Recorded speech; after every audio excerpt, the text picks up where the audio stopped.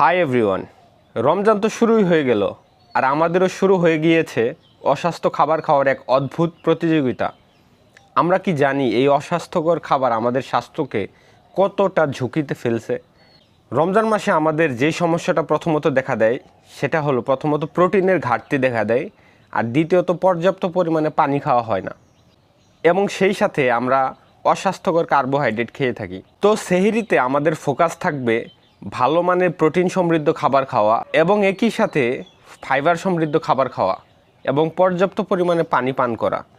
Fibre সমৃদ্ধ খাদ্য বলতে ঢেঁকি ছাদা চাল হতে পারে, অথবা বিভিন্ন ধরনের মৌসুমি ফলমূল হতে পারে। এছাড়াও এইসবগুলোর ভুসিতে প্রচুর পরিমাণে ফাইবার থাকে, সেগুলো আমরা আমাদের সেহরিতে অ্যাড করতে পারি। এবং সবচাইতে বেশি সমস্যা হয় আমাদের ইফতারিতে, কারণ আমরা ইফতারিতে সকল ধরনের অস্বাস্থ্যকর খাবার নিয়ে বসে পড়ি। সারাদিন রোজা রাখার পর শরীর যখন অটোফেজি মুডে চলে যায়, সেই সময় যদি আমরা চিনি মিশ্রিত পানি পান করি, বডি অনেকগুলা ইনসুলিন একসাথে রিলিজ করে।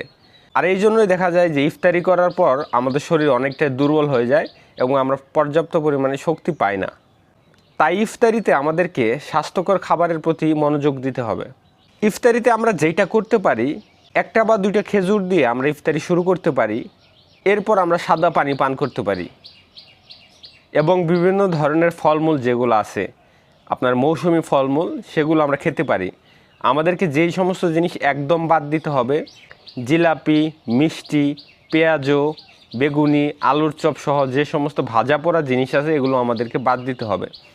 আপনি যদি এই সমস্ত ভাজা পোড়া জিনিস বাদ দিয়ে ভাতও খান, সেটাও আপনার শরীরের জন্য অনেক উপকার হবে ওইগুলোর তুলনায়।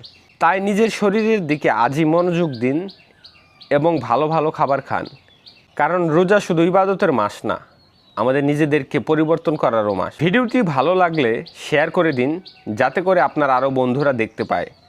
আল্লাহ হাফেজ।